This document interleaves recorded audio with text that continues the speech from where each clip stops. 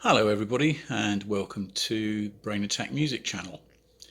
The topic for today's video, or should I say this video, sounds like I do one every day, doesn't it? No, this video is denial. And the danger of denial in brain injury, stroke, brain attack recovery.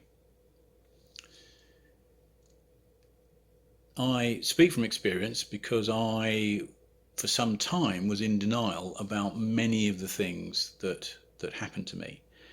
And looking back now, back 7.5 years, I think it's probably quite normal to have some denial, simply because, as I may have said in other videos, we go from normal functioning life to the next day when everything has changed and we have limitations, and we may be in hospital, we maybe know that we're in hospital, we maybe don't know that we're in hospital, we may be in ICU, we may be having surgery, whatever. And it's not like we were to, let's say, have a skiing accident, break our leg, taken to hospital, and they say to us, oh, you've got a broken leg. Normally with this type of fracture, you'll be in plaster for about 6 weeks, then you'll probably have about 8 weeks of physiotherapy, then you'll be fine and running around again, no problem whatsoever. When is it you're trying to run the London Marathon? Next year? Oh, no problem. Surgeons can know and look at a situation and say, yeah, this is the predicted outcome. And that's very comforting from the patient's point of view, because it's like, oh, I know where the end game is here. I know what's going to happen. I'm going to be in plaster for 6 weeks, then I'm going to have 8 weeks of physiotherapy, and then back to normal. That's fine. I can cope with that. I know where I am, know what I'm dealing with. When you've had a brain injury and you say to the consultants, the doctors, the specialists, whatever, when can I go back to work? When will I be better? We don't know. It's a brain injury. And very rarely do they say that. They'll say, well, it'll take some time in order to blah, blah, blah, because they don't really want to say, we don't know. Let's face it, I haven't gone to medical school for 7 years and got 20 years experience in neurosurgery, only to be asked the question, what will happen?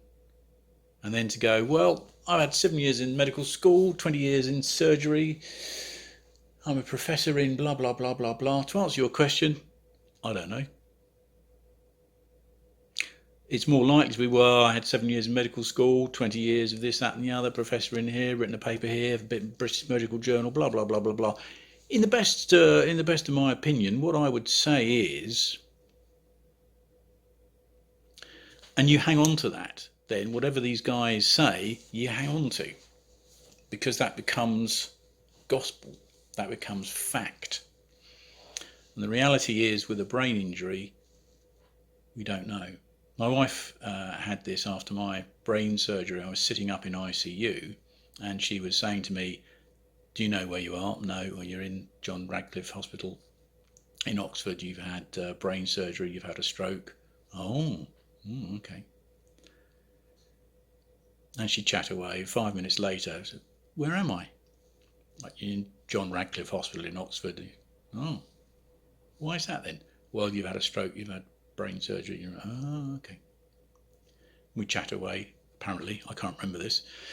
5 minutes later, where am I? So my short-term memory lasted for about 5 minutes and then it went.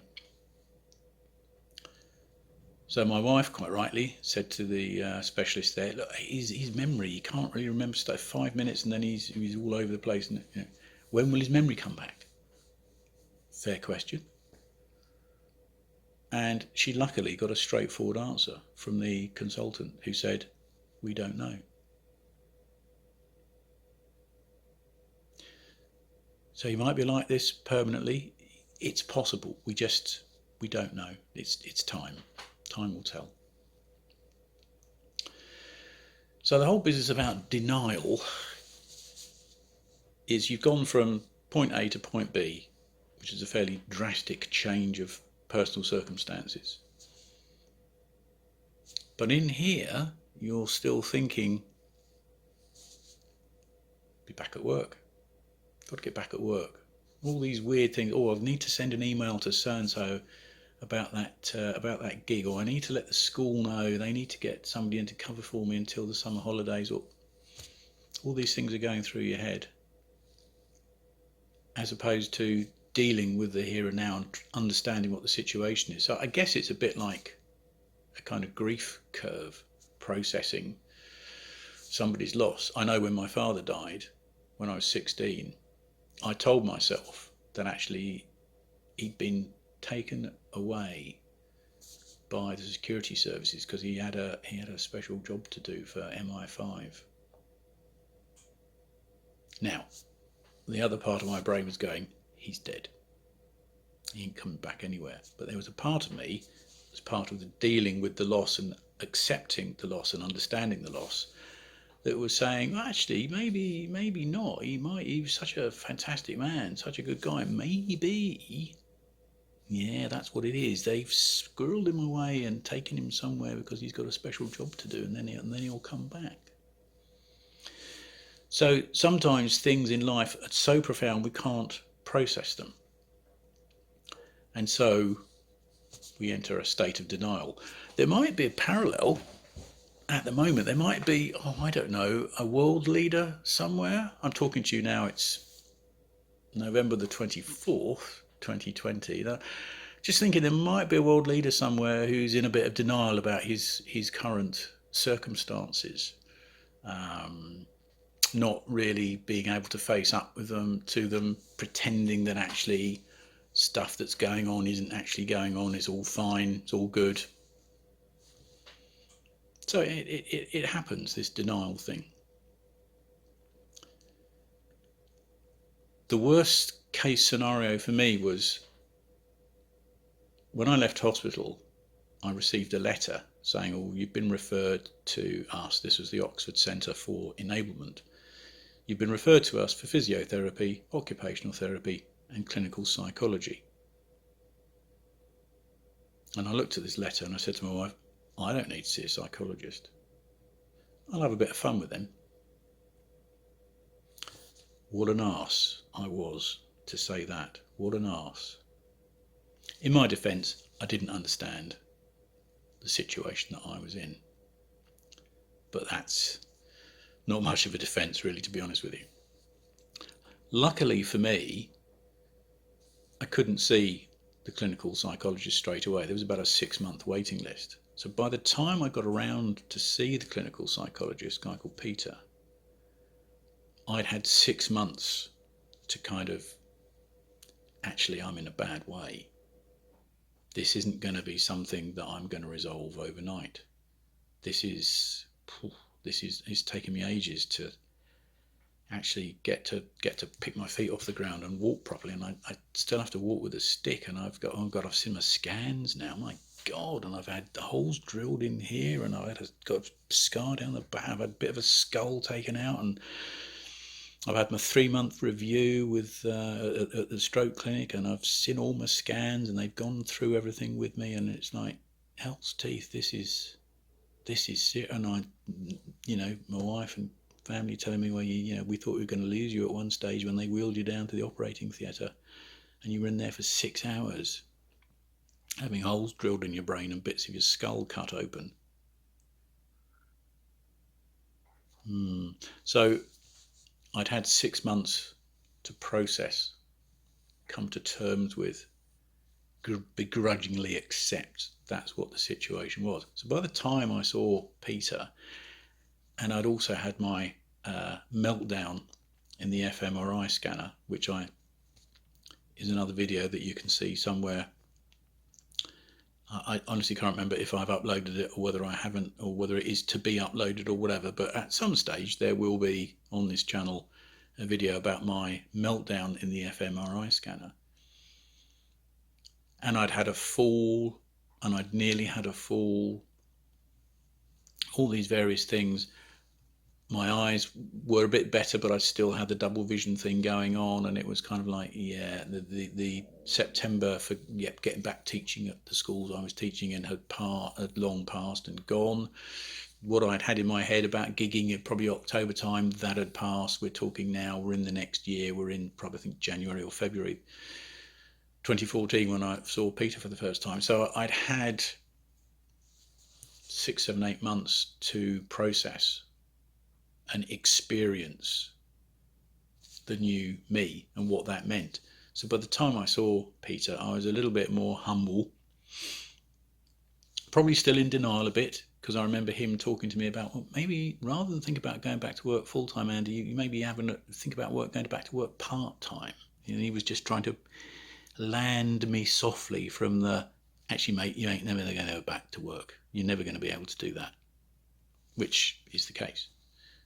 But I wouldn't have accepted that then, didn't want to hear that then. So he was kind of bringing me down gently, but I was in a much better position mentally and emotionally to see him and accept the conversations that we were having, rather than still in the kind of semi-arrogant, oh, I don't need to see a psychologist, oh, I'm fine, I'm all good state that I was in immediately after my brain attack, after my stroke.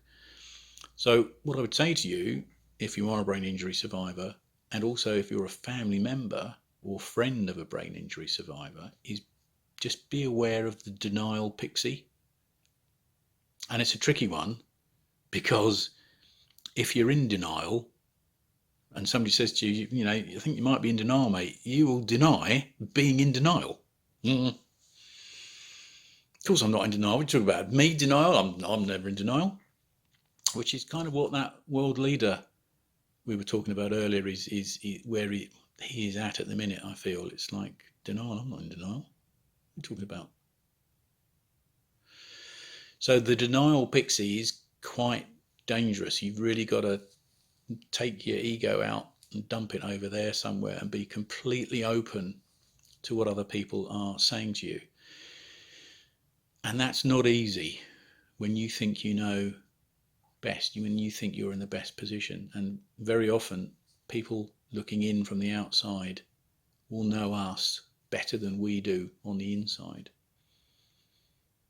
So just be aware of that, the denial pixie. And if people are saying to you, you might be in denial, please don't say, what are you talking about? I'm not in denial. Don't deny being in denial. Think about it, consider it, take it on board. Okay, so that's it for now.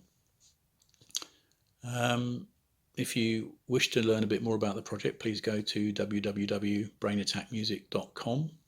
You can read blogs there, you can listen to some of the demo music, you can follow what's going on. There's also links where you can click on the Facebook the Facebook logo and the Twitter logo, and follow me on Facebook and Twitter, and obviously subscribe to this channel to keep up to date with what's going on.